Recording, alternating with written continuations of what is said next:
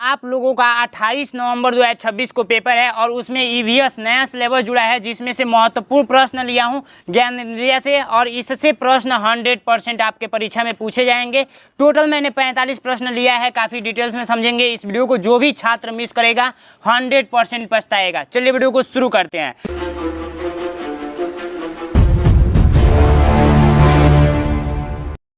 सबसे पहला प्रश्न कहा जा रहा है कि मनुष्य के शरीर में कितने ज्ञानेंद्रियां होते हैं। देखिए, ज्ञानेंद्रिय की बात किया जा रहा है ना, तो कितने होते हैं? मनुष्य के शरीर में जो ज्ञानेंद्रियों की संख्या होती है वो 5 होती है। कौन कौन सी होती है? कौन कौन सी होती है? तो आँख, कान, नाक, जीभ और त्वचा। आँख, कान, नाक और जीभ और त्वचा, ठीक है, यही 5 को होता है ज्ञानेंद्रियां। ठीक है, आप लोग छोटे क्लास में पढ़े होंगे। जैसे छोटे क्लास में आप लोग पढ़े नहीं होंगे, जब छोटे थे तो आप लोगों को पढ़ाया जा रहा था कि आँख, कान, नाक और जीभ और त्वचा, आप लोगों को पढ़ाया जा रहा था ना कि 5 को होता है ज्ञानेंद्रियां। ठीक है, वैसे ही आप लोग का नेक्स्ट प्रश्न देखेंगे, आँख का मुख्य कार्य क्या होता है? तो आँख का मुख्य कार्य आप सभी को पता है कि देखना होता है। मुख्य कार्य क्या होता है? देखना होता है। ठीक है, तो प्रश्न पूछेगा तो आप लोग 100% करके आएंगे। कान का मुख्य कार्य क्या होता है? तो कान का जो मुख्य कार्य होता है वो सुनना होता है। कान सुनने के अलावा किस कार्य में सहायता करता है? तो कान सुनने के अलावा आप लोग का जो सहायता करता है वो किस काम में सहायता करता है? बताइए, किस काम में सहायता करता है? तो शरीर का संतुलन बनाए रखने में। शरीर का संतुलन बनाए रखने में, बताइए, शरीर का संतुलन बनाए रखने में। राइट आंसर ये होगा क्या? जो 5वां प्रश्न है आप लोगों का, तो कान का मुख्य। अब देखिए नेक्स्ट प्रश्न है, नाक का मुख्य कार्य क्या होता है? तो नाक का मुख्य कार्य होता है सूंघना और श्वासन में सहायता करना। मैंने आपको ये भी ट्रिक बताया था कि बाबू जो ऑप्शन में सबसे बड़ा दिखेगा उस पर आप लोग ट्रिक कीजिएगा, यदि नहीं समझ में आएगा तो।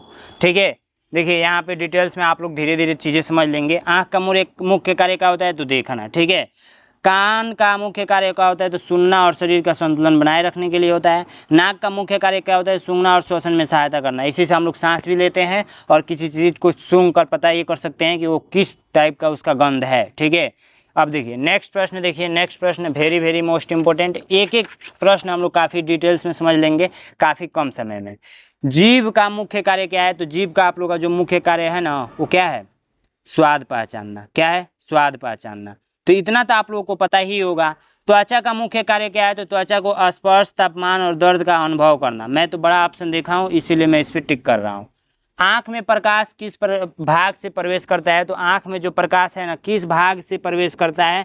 आँख में जो प्रकाश है वो किस भाग से प्रवेश करता है? तो पुतली के माध्यम से प्रकाश प्रवेश करता है। ठीक है, नेक्स्ट, आँख का रंगीन भाग क्या कहलाता है? तो आँख का रंगीन भाग आप लोग का रेटिना कहलाता है। क्या कहलाता है? आँख का नहीं, रेटिना नहीं कहलाएगा, परितरिका कहलाएगा, प्रतरिका कहलाएगा। ठीक है, रेटिना का भी मैं बारे में बताऊंगा। जब प्रतिबिंब होता है ना वो रेटिना पे बनता है, यानी प्रतिबिंब मतलब जो इमेज होता है वो रेटिना पे बनता है। ठीक है, रेटिने का मुख्य कार्य क्या होता है? तो प्रकाश को ग्रहण करना और दृश्य को सूचना मस्तिष्क तक पहुँचाना। ठीक है, तो राइट आंसर ये वाला हो जाएगा। आँख में प्रकाश की मात्रा को नियंत्रित करने वाला भाग कौन सा है? तो आँख में प्रकाश की मात्रा को नियंत्रित करने वाला भाग जो आप लोगों का है वो कौन सा है? रेटिना है। क्या है? रेटिना है। रेटिना है नहीं, ये वाला आप लोग का हो जाएगा परितारिका। ठीक है, आइए डिटेल्स में समझते हैं। यहाँ पे देखिए, जो भी है आँख में प्रकाश किस भाग से प्रवेश करता है? तो पुतली के माध्यम से। जो पुतली है ना इसी के माध्यम से प्रवेश करता है। आँख का रंगीन भाग क्या कहलाती है? तो परितारिका कहलाती है। रंगीन वाला ये जो भाग है ना वही पूछा जा रहा है। आँख में वस्तु का प्रतिबिंब किस भाग पर बनता है? तो रेटिना पे बनता है। ठीक है, रेटिना पे बनता है। रेटिने का मुख्य कार्य क्या होता है? तो यहाँ पर प्रकाश को ग्रहण करना और दृष्टि की सूचना मस्तिष्क तक पहुँचाना। ठीक है, आँख में प्रकाश को नियंत्रित करने वाला भाग कौन सा होता है? परितारिका होता है, ये अंदर वाला भाग। ठीक है, आँख का लेंस का कार्य क्या होता है? तो प्रकाश को रेटिना पर केंद्रित करना। ठीक है, प्रकाश को रेटिना पर केंद्रित करना, प्रकाश को रेटिना पर केंद्रित करना। ठीक है, नेक्स्ट प्रश्न है, आँख की सुरक्षा कौन करता है? तो आँख की सुरक्षा जो है पलकें और भौंरे करती हैं। ठीक है, पलकें और भौंरे करती हैं। ठीक है, नहीं होता है पलक झपक जाता है, जब आँख में कोई कीड़ा उड़ा पड़ता है तो पलक झपक जाता है। आंसू किस ग्रंथि से निकलते हैं? आंसू किस ग्रंथि से निकलते हैं? तो बताइए, अश्रु, यानी कि अश्रु ग्रंथि से। एक चीज़ मैं बताऊं आप लोगों को, साथ साथ में आप लोग कमेंट करते चलेंगे और अपना नाम लिखते चलेंगे कितना क्वेश्चंस का आपको आंसर पता है। मान लीजिए इस प्रश्न पेपर में मैं 45 प्रश्न करा रहा हूँ, तो अगर आपको 40 प्रश्न पता है तो ऊपर 40/45 ऐसे करके लिखेंगे, ठीक है। आंसू किस ग्रंथि, तो ये मैंने बी राइट आंसर बताया। आंसू का मुख्य कार्य क्या होता है? आंखों को नम और साफ रखना। आंसू जो निकलता है ना, तो इससे आंख भी साफ होते हैं। निकट की वस्तु स्पष्ट न दिखाई देने को क्या कहते हैं? तो देखिए, निकट की जब वस्तुएं नहीं दिखाई देंगी तो आप लोगों का एक बीमारी होता है। कौन सा बीमारी?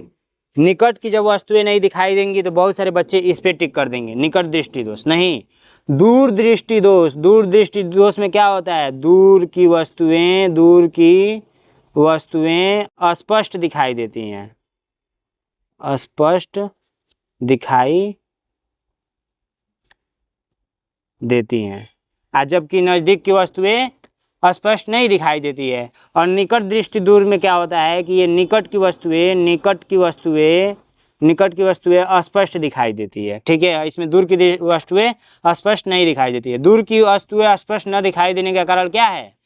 निकट दृष्टि दोष का होना। निकट दृष्टि दोष यदि हो जाएगा तो आपको केवल निकट की वस्तुएं स्पष्ट दिखाई देंगी, दूर की वस्तुएं स्पष्ट नहीं दिखाई देंगी।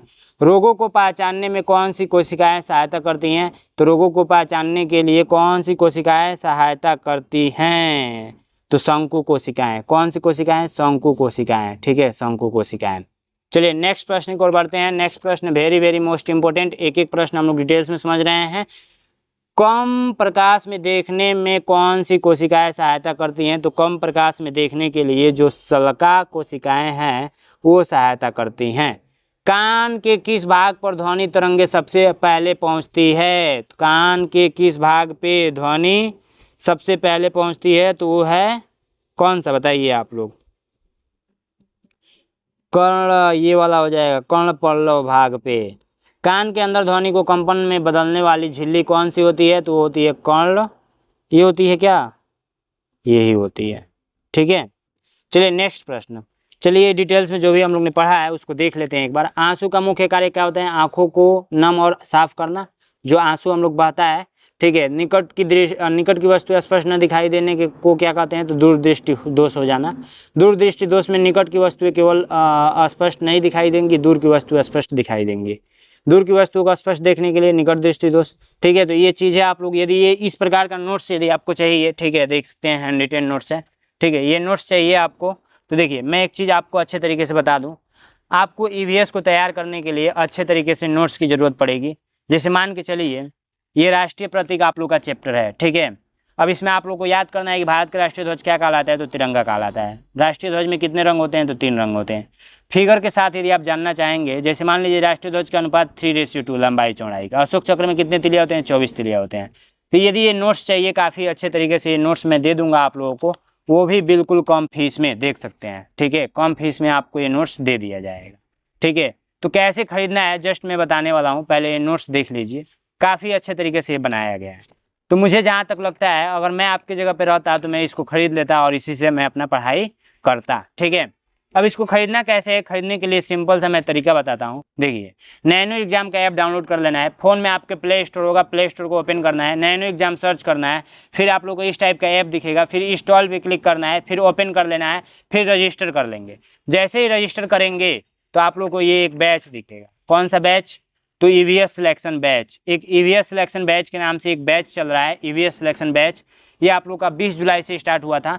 इसमें सारे मोस्ट इंपॉर्टेंट प्रश्न लिए गए हैं और अच्छे तरीके से पढ़ाए जा रहे हैं, जो आपके एग्जाम में आएगा। 299 रुपये फीस लगेगा। अगर इस बैच को परचेज करते हैं तो ये आप लोग का नोट्स आपको बिल्कुल इस बैच में फ्री में मिल जाएगा।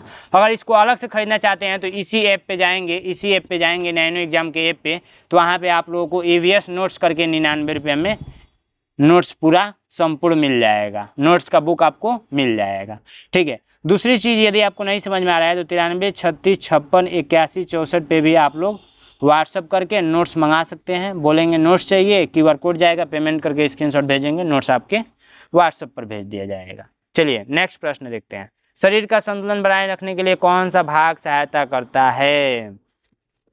शरीर जो है इसको संतुलन बनाए रखने के लिए कौन सा भाग जो है तो ये आप लोग का हो जाएगा अर्धवृत्ताकार नालिकाएं। ध्वनि की तीव्रता किस इकाई से मापी जाती है? तो जो ध्वनि होता है ना, देखिए मीटर में तो कभी नापेंगे नहीं, किलोग्राम में नापेंगे नहीं, डेसिबल में नापेंगे, डेसिबल में, यानी कि डीबी।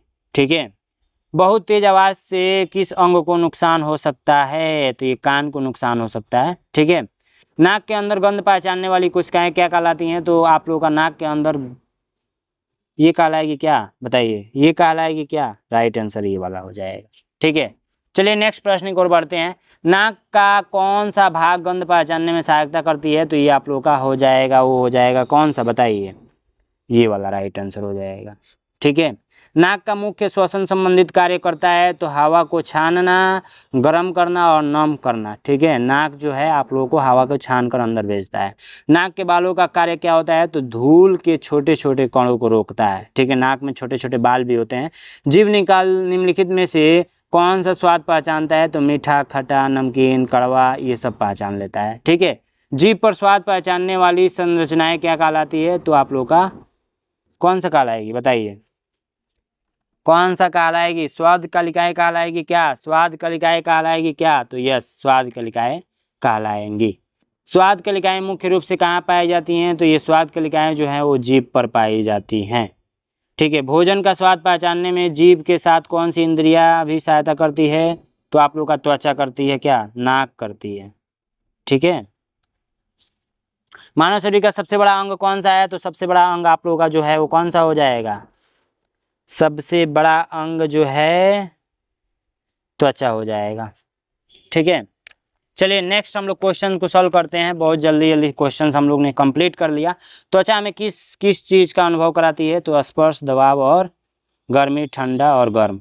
त्वचा में स्पर्श का अनुभव कराने वाली संरचनाएं क्या कहलाती है? तो आप लोग का जो कहलाती है वो कहलाती है संवेदना, संवेदी। ठीक है।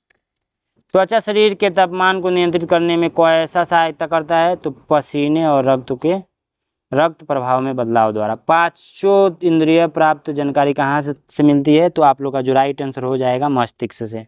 पांचों ज्ञान इंद्रियों की जानकारी मस्तिष्क से मिलती है। हमारी इंद्रियों के पाप से प्राप्त सूचनाओं का विश्लेषण कौन करता है? तो हम लोग का मस्तिष्क करता है, यानी कि दिमाग करता है। किस इंद्रिय की सहायता से हम रंगों की पहचान करते हैं? तो रंगों की पहचान हम लोग आँख से देखकर करते हैं। ठीक है। आँख से देखकर करते हैं।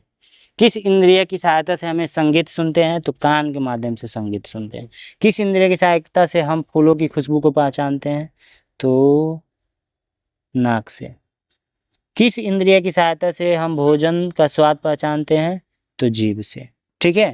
तो इस वीडियो में इतना ही था। वीडियो कैसा लगा आप लोग जरूर बताएंगे। चलिए मिलते हैं नेक्स्ट क्लास में। सारे क्वेश्चंस आप लोग नोट कर सकते हैं।